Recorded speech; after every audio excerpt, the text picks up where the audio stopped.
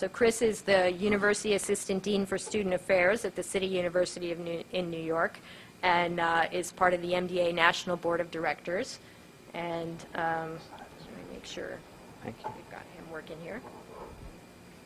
Thanks so much, Dr. McNally. Great. I appreciate it. We've now come to the comic relief portion of our program. I appreciate it. I'm really honored and humbled to be here. My name is Chris Rosa, and I'm one of you. I'm part of our extended BMD family, and it's really humbling for me to be here again, a real privilege to be able to speak to you about our experience, the lived experience with Becker muscular dystrophy. Different from the learned speakers who have preceded me, the only expertise I bring is the lived experience of muscular dystrophy, Becker muscular dystrophy, which I share with everyone in this room. And because of that, I don't claim to have any particular expertise apart from the lived experience. Lots of the observations I'll make over the next 10 minutes or so will be, I think, conclusions that I've come to based on my experience. But I really encourage you to challenge some of my underlying assumptions over the course of the day if you feel as though they're off base, but also to affirm some of the ideas that you think might be spot on. To the extent that I've achieved that, it's through the conversations with each and every one of you about the things that we share in common as a way of trying to make sense about what it means for us in 2012 to live, to struggle sometimes, and to thrive with Becker muscular dystrophy. Before I do, for those of you watching at home, I apologize through streaming video. My good friend Kevin Goodfellow struggled with this last year in coordinating the streaming video, and it seems to have persisted. But I understand from my brother who's watching at home that I seem to be depicted as though I'm losing my hair. And I want you to know that this is a gross distortion, and everybody here will verify that I am much better looking in person. So thank you. I appreciate that. For those of you who don't know, there were gratuitous applause that followed, that bold declaration. Thank you. So for working, by day I am a mild-mannered middle manager at a large urban university system. I serve as the University Dean for Student Affairs at City University. But my real passion is what I do in the evenings in my free time, which is I'm a disability studies scholar. And what I do is I study the experience of disability in general, but in particular the experience of neuromuscular disease and BMD in particular from the distinct and unique perspective of the people who live the experience. And in that respect, it might provide just a little different niche to a lot of the really rich information that we will all receive today about the experience. And I urge you just to use what I'm going to talk about to contextualize some of the very important and very practical observations that will be made over the course of the day. But I'm really humbled and excited to be here in particular because this is a very historic gathering. I've been very privileged to have attended the 3 previous gatherings of families affected by Becker muscular dystrophy across the nation. The first was in Boston, and my friend and colleague Brian Seng was responsible for all of this, for giving the impetus to bring us all together. And I think it was for the first time members of our larger community got together and engaged in a dialogue that has continued to this day about what it means for us to have Becker in 2012 and beyond. It continued for an additional year, but I think that our movement grew too large just to contain us to the East Coast. So we went west, and my friend Ron Victor was good enough to host us in LA, where we got to meet people who we didn't get to see before, many of whom lent a very different perspective through their lived experience with Becker muscular dystrophy, but most affirmingly reiterated a lot of the things that all of us shared and discussed in common. And of course today we're thrilled to be here in Chicago, city of broad shoulders, which I might add might be a little insensitive when you think about it to people affected by Becker muscular dystrophy, but we're willing to overlook it because it's such a freaking awesome city. I mean, it is a really great place. My first trip to Chicago, I got a chance to, visit the homeland of my role models, both real and imagined. Imagined are Ferris Bueller, patterned much of my own life after him, I think, and the Blues Brothers, Jake and Elwood, iconic Chicagoans. But also Bob Sampson, who was really, many of you would know, who have got to know Bob from watching the Jerry Lewis Labor Day Telethon at the time. And Bob was really the first adult with any form of muscular dystrophy that I came to know through the Labor Day Telethon. And he was the one, as a young kid, who taught me to aspire to something grander, to a life of independence and productivity with a neuromuscular disease. And over the course of these conversations, I think we've all come to appreciate that we're all part of something larger than ourselves, something that we've coined the phrase BMD Nation, that we are truly part of a larger national community of individuals, families who are affected by Becker muscular dystrophy. And I think we can make the case that we are a nation, first of all, because, as you've heard earlier, we're linked through our shared genetic makeup, and like any good nation, we have a lot of commonalities in our gene pool and our makeup, but there's also great diversity. And it's in the richness of the diversity of our different experiences and our different trajectories that lend to the richness of this conversation, allowing us to share both what we share in common and the things that, the nuances that make our experiences distinctive and diverse. We know that we're a nation through our linguistic bodies, and I use the term linguistic body, distinct and separate from the medical discussion and perception of our bodies, which is very salient and very important to our lived experience. But the linguistic body is something that sort of explores our experience with Becker muscular dystrophy on a different plane. It's the notion that our bodies, as individuals who are affected by Becker muscular dystrophy, are experienced by all of us as kind of a gestalt. And it allows for like to recognize like. And I think all of us, for me, one of the things that was most humbling at being at these conferences is none of us, I think, get to meet a lot of folks with Becker muscular dystrophy. And it was so viscerally affirming to see people who look like me and have the same gait and the same facial expressions. And it was just very, very moving and affirming to see that there's this whole national community of folks who look like me, most of them better looking, but who look like me and have the same bodily patterns. And in many respects, you said, we've heard that a picture speaks 1,000 words, but it's what's left unsaid. Just the knowing nod in people at these conferences that I pass in the hallway speaks more about our shared experience with Becker muscular dystrophy than any journal article I could ever hope to author ever could. And it's in that community, that feeling of community, that I think BMD Nation and our movement is forged. We've also formed our community, as I mentioned, as I alluded to earlier, through these national conferences, which has been so important to me individually, but also to all of us as a community, as we look to advance interventions for individuals with Becker muscular dystrophy, but also we've sought to advance resources, services, and changes in public policy that will help to sustain our community and our lives going forward. And we've also shared not only these collective common experiences in history, but also these individual experiences in history. And I use Brad Miller, who's just a great guy. Many of you, I'm sure, know him. I think his Facebook page, My Becker Story, sort of gets at the heart of what I hope to articulate about this point, is that many of us never met each other until we got together here face to face for the first time. And yet we have all these individual experiences with Becker that we've brought in isolation.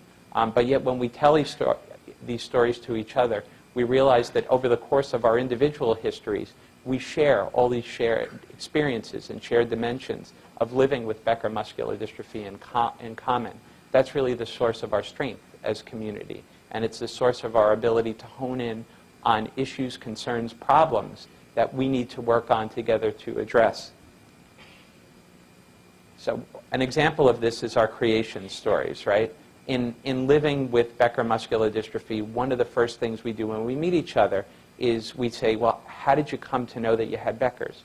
How did you come to your diagnosis? And I'll just share with you a thumbnail of mine, not because, well, you already know I kind of have a big ego, but beyond that, I wanted you to see that there are probably lots of elements of my story as an individual that resonate for each and every one of you.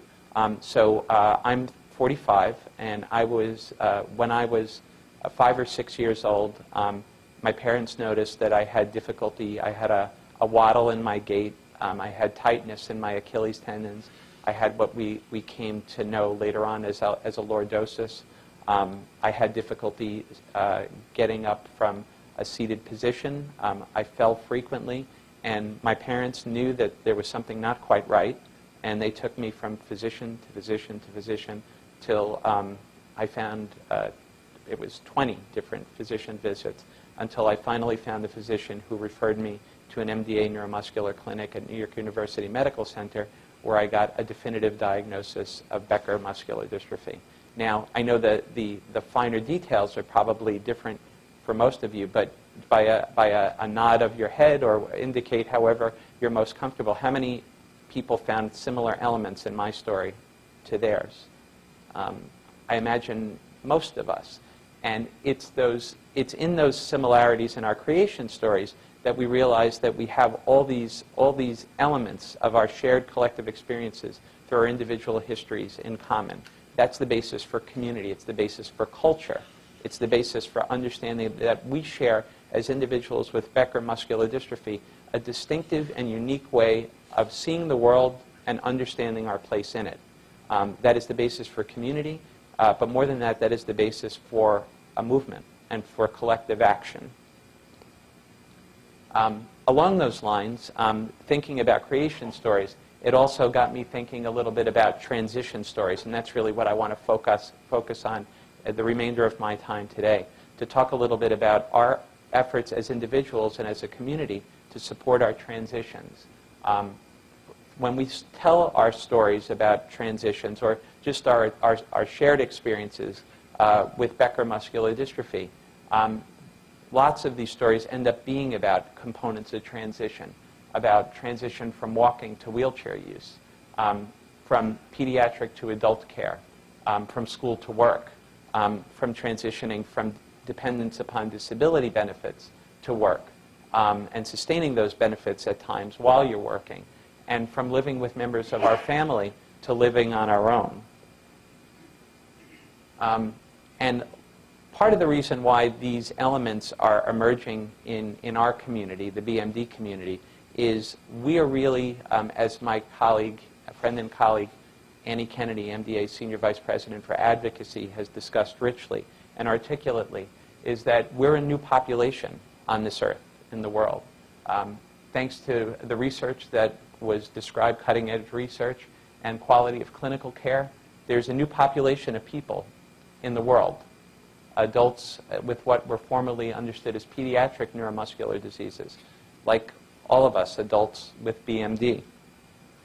And that in and of itself is something that's very humbling. I mean, Vance Taylor, who is a member of MDA's National Task Force on Public Awareness, has said, we are the population that we all hope for.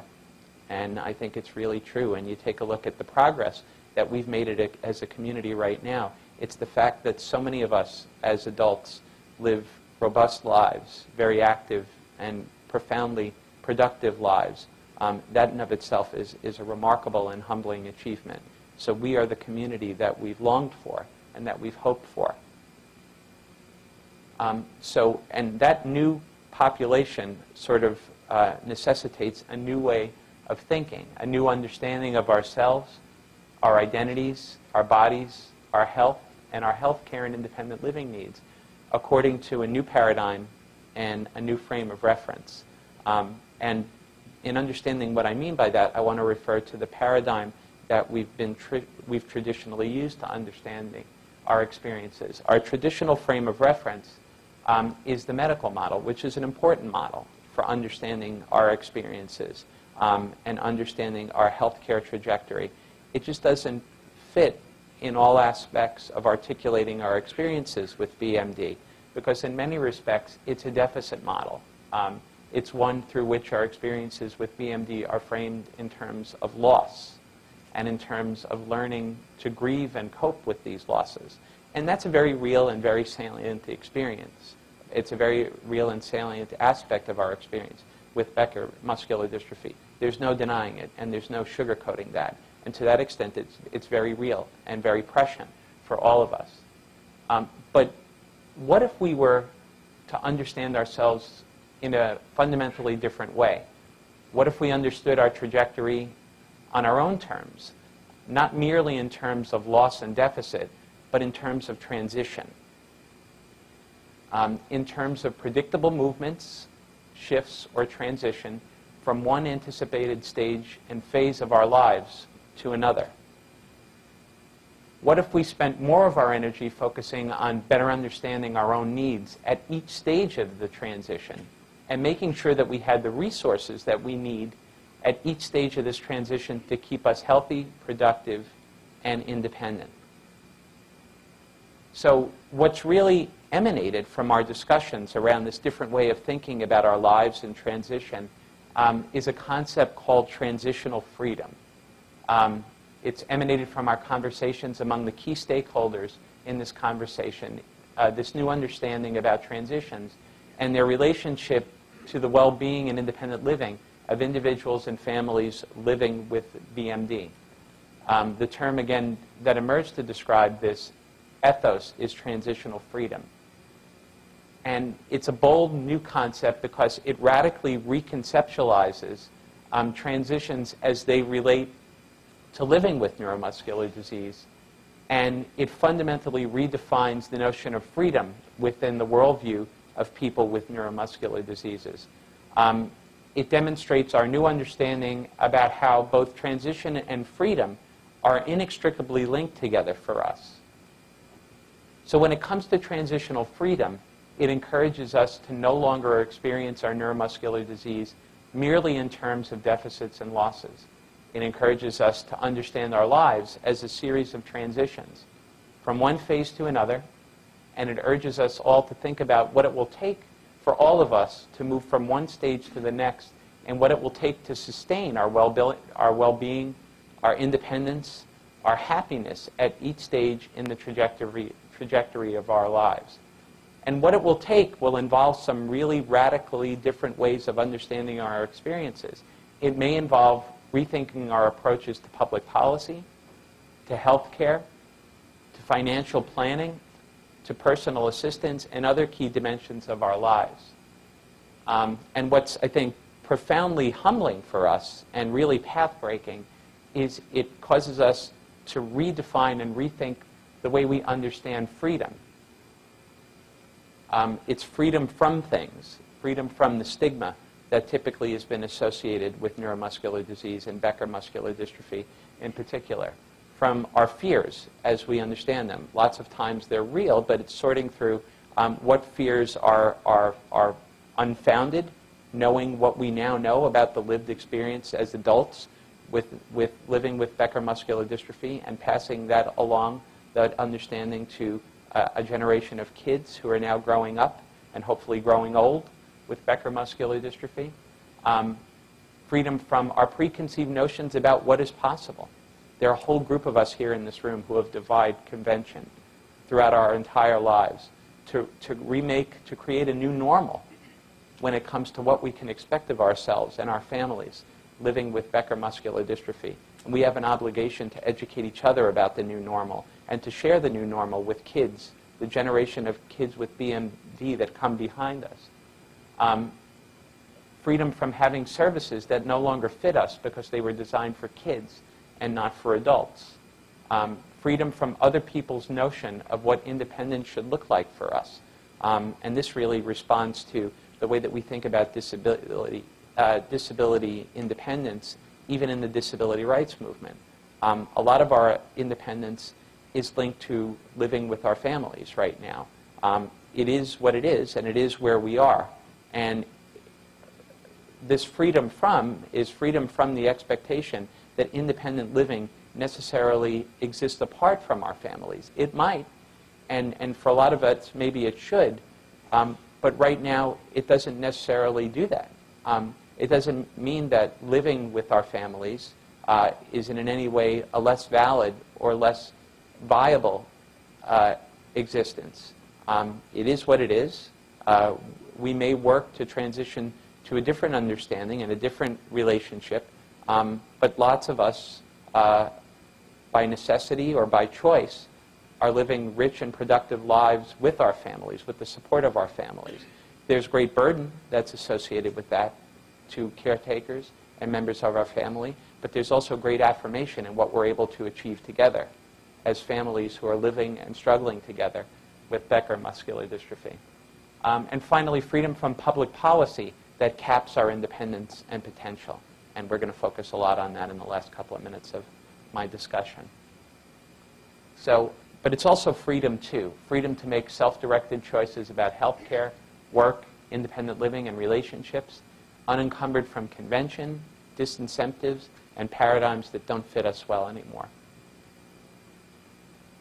So in light of the conversations that are going on, I'm really proud to be a member of MDA's board of directors and to work with great colleagues like Scott Wiebe and, again, our senior vice president for advocacy, Annie Kennedy, and her team, to talk in a very intentional and strategic and scientific way about drilling down and teasing out the nuances to what are these key transitions that we're facing, what do they mean for us, and what blueprint does it allow us to craft in terms of allowing us to change the conversation and move the dial on transition.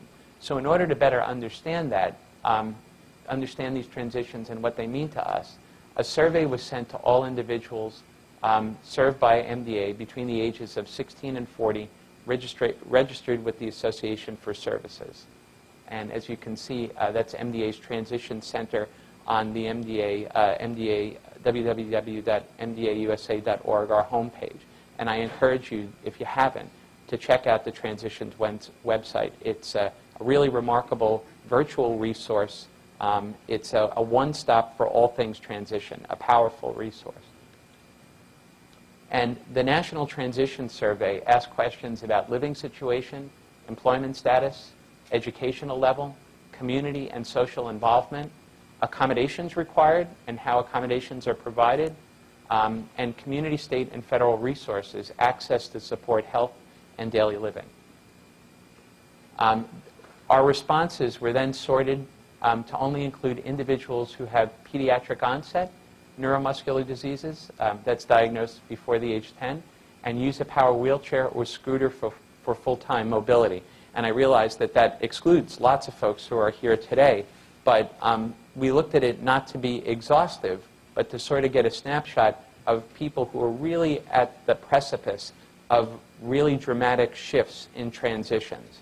And so we did that not to necessarily exclude the transitions that those of us who are still ambulatory are encountering, but to get a really broad swath of people who are really at the epicenter of these really profound life-changing transitions. So this population of people with neuromuscular diseases typically experience unique challenges in transition to adulthood.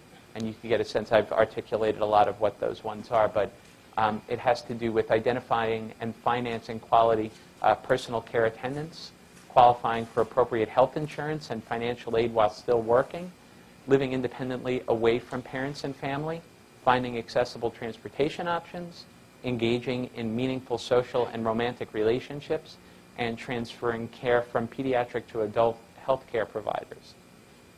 So here's just a thumbnail of what we found and give us a sense of who we are as a community as it relates to transition. 63% of respondents have daily care needs met by parents, spouse, or other unpaid family members. 58% employ one or more personal care attendants, and 16.5% indicate that the lack of accessible transportation in their communities has negatively impacted their personal and/or work life. The vast majority of us continue to live with parents and family. Early on, you see 26 to 30, it's 2/3 of us live with our families. When you get to 31 to 35, almost half still live with family, and even 36 or older, 22.8% live with parents and family, and I fit solidly in that demographic. I'm 45, and I'm sort of proud of my personal and professional accomplishments, but the logistics of my personal care needs, coupled with the disincentives that are embedded in social welfare systems that are designed to support us, have put me in a place where, were it not for the goodwill of my family and the fact that I'm blessed to have a very loving and supportive family, with the wherewithal to create a furnished basement apartment that is wheelchair accessible, I would not have the platform at this point in my life necessarily to be able to do the things that that mean so much to me. And I have a lot of company. And it has not less to do with how smart you are or how accomplished you are, and more to do with the structures that are set up to support or not support our independent living. Our community is comparatively very highly educated. More than 70% of us surveyed had at least some college, which made us much more highly educated than our similarly situated peers, even without neuromuscular diseases. And yet, staggeringly, only 18.5% of us report having some income derived from employment, which is very, very disappointing, considering that all of us have grown up with the Americans with Disabilities Act, which at the very least promised to level the playing field when it came to competitive employment. And it shows that there's a lot going on there.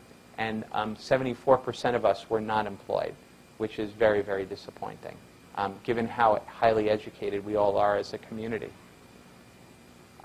So along those lines, to build upon the result of this survey, our MDA's National Advocacy Program hosted a National Neuromuscular Transition Summit, which focused on success factors through higher education, independent living and residential life, employment, and watershed moments, key moments within our transition experiences.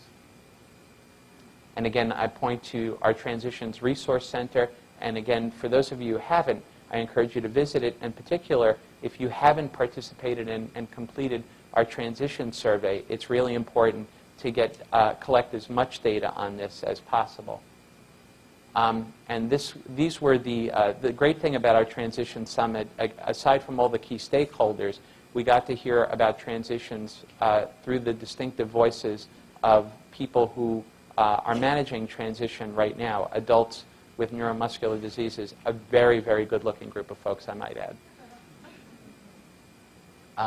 So MDA, to their credit, did a great job in filling the room with the right people, and we had key decision makers in the room, key stakeholders, and the great thing is that this fall, after our preliminary discussion about it, we're going to be able to bring these key players back together again with what we've learned and begin to taking next steps in building public policy solutions to begin addressing these transition needs. But we had the CDC, the National Institute for Child Health and Human Development, the Department of Education, Department of Labor, key congressional staffers who are the policy makers at the end of the day.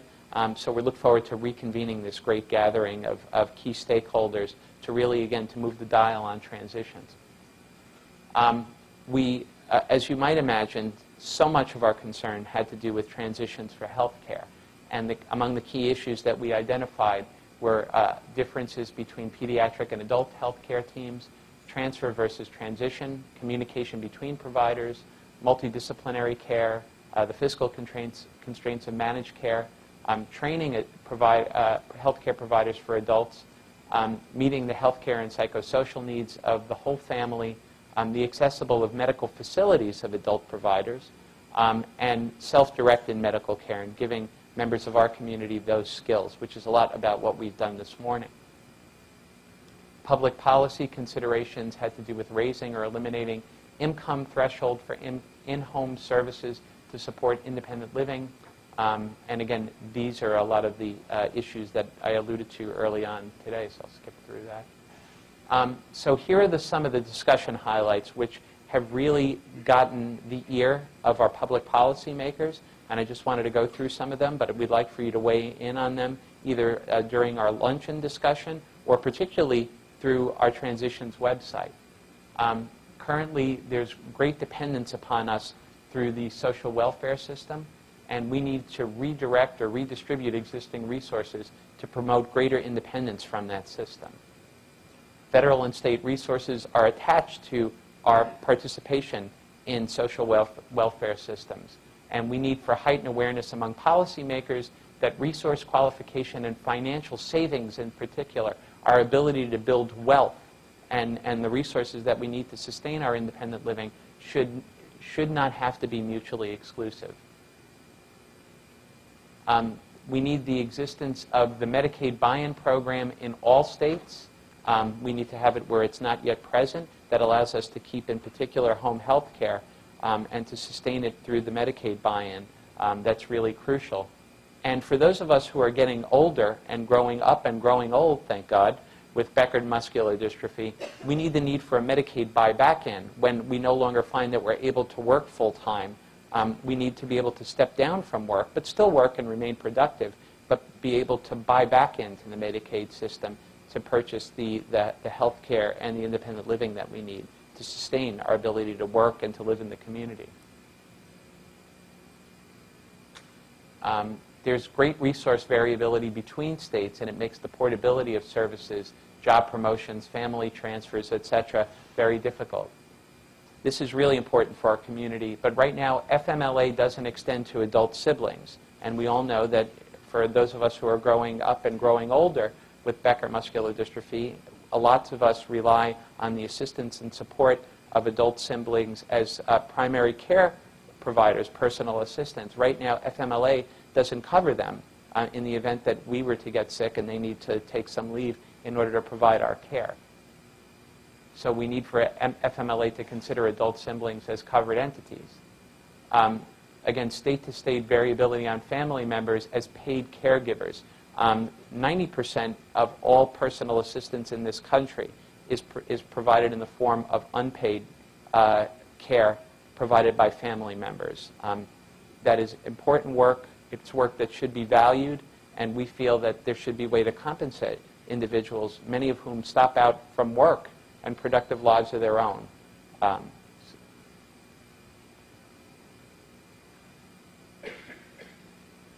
just going to kind of race through the slide because it's something that I covered before.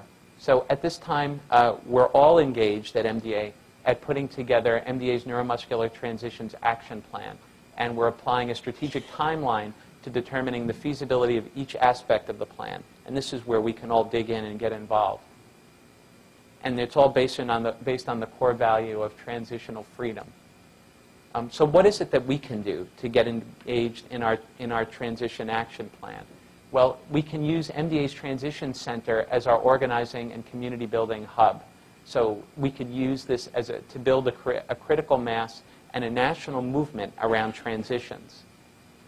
And the MDA's transition site, I can't underscore how important and what an amazing resource it is. It's dynamic, it's iterative, it has wiki features, meaning that we're all the experts and we can actively in real time modify what we think are the most crucial, trending, leading edge transition resources and services. So we can all log on, share our experiences, and add that to the national debate that we're all engaging on transitions. And it's the basis for virtual community. So many of you, I was so heartened to say that even this was the first time you met face-to-face, but a lot of you had met for the first time on Facebook through social media. And we look at our Transition Center as an organizing hub. So what can we do? Let's drive members of our community to the National Transition Survey. It's important to collect as much data as we can on our transition experiences. Volunteer to be a blogger. We have these great blogs going on right now on all aspects of transition and independence through the National Transitions website. You're all the experts. Nobody could speak with greater authenticity to these issues than all of you. Please get involved and volunteer to be a blogger. Our Accessible Faces feature is one of my favorite features of this site, where you're able to upload photos about these ingenious creations of accessible spaces and accessibility features to make your lives more accessible. We should share those best practices among members of our community. Sign up for our advocacy e-blasts, because at the end of the day, our ability to move the dial on this is going to have to do with our effort to change public policy. And Andy Kennedy and her team send out blasts about what's most important to our community at any given moment, so we could take collective action. Right now we're involved, particularly on the clinical side, in developing a new paradigm for standards of care. MDA hosts its annual clinical conference and research conference, where members of our clinical community and our research community, people who are responsible for our hope, to whom we owe so much, you'd be so humbled to see how passionate and how engaged they are in devising and sharing path-breaking research and approaches to improving the quality of care.